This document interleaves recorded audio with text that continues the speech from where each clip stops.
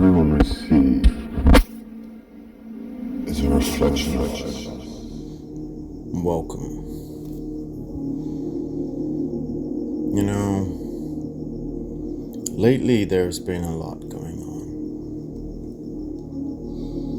Whether it's inside my own mind and my own creations, that creator being in all of us, in whether it's manifestation or creation of our own world, is quite tricky, it's quite difficult. There's a lot playing out here in the world. A lot to take our attention away from things. Even in my own state, on some days I am blessed with small fortunes and other days not. Other days boredom hits, and then we're faced with reality again. But one thing that continuously comes to mind for me seems to be a perception of choice. That perceived idea that we can choose between one or the other. You see, there are always two ends to the spectrum, which is one side you have the darkness and the sins, and on the other side you have the positive angelic light. Both are equally dangerous in their own right. It would be remiss if I didn't mention that the darkness and the sins of the world has their attractions. They do. It's sometimes uplifting to feel that rebelliousness. You have to accept that. The same with the light. It is attracting, it is positive and uplifting, but it's also draining when you have to continuously showcase that over and over. It becomes cult-like on both ways. They all start out like that and then eventually become addictive. But this perception of choice, if you will, isn't just between light and dark. It is a narrative that has been displayed through reality in the last few years. It has been indoctrinated into people's minds by the perceived idea of choice, to take the jab or not, to go for Ukraine or not, to go for Iran and Palestine and all these sorts of things. Is always picking a side, one versus the other. There always seems to be one side or the other, a religion or maybe a stance. Doesn't matter what it is, it's consistently in our faces. It's in politics, the left versus the right. Every piece of narrative has been displayed as a choice to be made. You're either this or you're that. And if you don't choose, well, then you're outcasted. You're humiliated even if you don't follow their orders the way that they want it to be. You see, a lot of this stuff that is coming up just seems so placed. Opportunistic moments and sleeper cells coming to light when they pick and choose. I don't believe the world has truly seen how dark it is and how sinister the setups are. People get so caught up in the theatrical displays of reality they forget to understand how evil these people really can be. And how set up life is.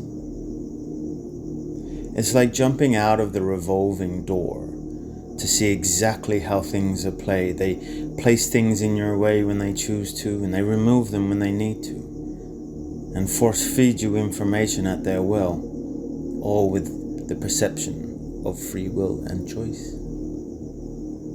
So this choosing seems to be prevalent in a lot of things. I believe they are transmitting a lot of energies. This has come up in a few other podcasts and YouTube videos, how they are transmitting thoughts into your mind, trying to get you to go a certain way or do a certain thing. They're not your thoughts. They're something else. People forget that They have the capabilities of remote viewers and remote psychics who have been trained for nastiness. I like to think, come and get me. Because there's nothing more worse that they could do than getting trapped in my mind. Poor them. But no, they have this capability. So what makes people think that they won't do it? They won't target certain groups or certain people to make them think a certain way. Broadcast across networks, through televisions, through phones, to make people think they're hearing thoughts, or guide them in a certain way. Make them choose a certain thing, or maybe it's to show them a certain algorithm on their phone. All the perception of choice. Influenced by mental warfare. People see war on television but don't realize the war is actually on them. That is all just theater. It is oil, it is prices, it is putting people into fear again for petrol. It is revolting to think that the big boys club can't sort out whose toys are bigger. Puppets. But you see, at least there is a choice. When people start to see it for what it is, they start to witness their own self. They believe in the person that they are. They experience the life they want to, and then they question, why did I have that thought? Why is that happening to me? Why did I think that? Why do I do that? And why is that being cast upon me now? Why is there more and more people showing hate or love? It doesn't matter, it's both ends. But I believe, personally, this is just my opinion, that you don't have to choose. There should never be a choice to pick between one or the other. That is an outdated methodology. It's a principle that is in schools, that you must choose or have a choice. You can't be yourself. You can't be an outsider or sit on the fence or isolate yourself away from the narrative. What good are you then? You're a thinker, you're a radical. Why can't you just be you? Have the thoughts that you do, question the realities you do, experience the things you do, and then ask why. These types of thinking is what gets you out of those loops. It gets you out of the questions. Well, if you have to make a choice between one or the other, how about you don't choose it at all and have a different choice? One that pushes you into an unknown. And see how you feel then. Why must one choose Jesus or God over anyone else?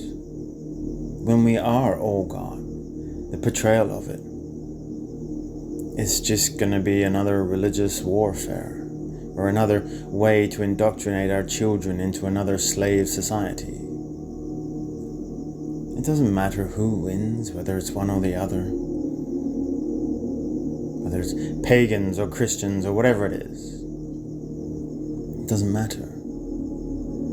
Because the longer this goes on, the more people realize that they're losing the love and the connection between people.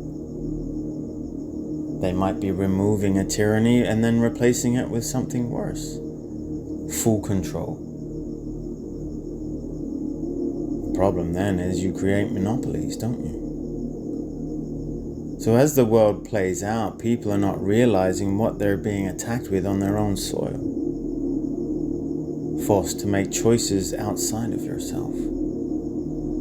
This is why it's so important to put the phones down, to put the television down. I know it's tough because we're all bored.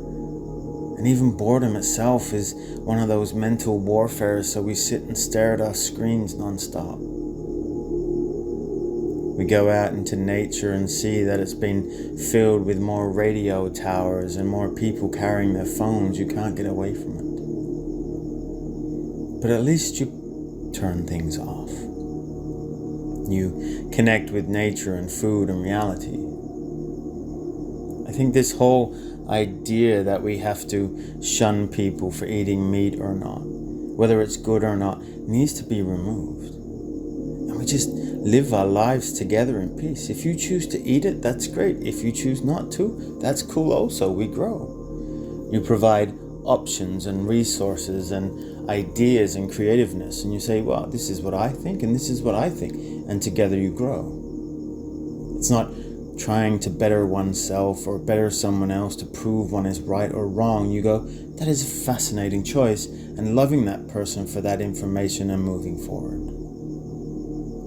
That's not hard to do. That's showing respect. It's having integrity for your path, for yourself and your fellow person. It is guiding your children into a better sense of life. These ideas that we are forced to choose don't seem right to me. I've never liked having to choose. I've always liked having to do what I like. It's like buying someone a birthday present that's not on their list, because I don't like to do that. So yeah, there are many things at play here, but we must also remember that the war is not just what you see on TV. It is what you don't see that is the problem. So it is with that, I leave you with peace and love. Take care.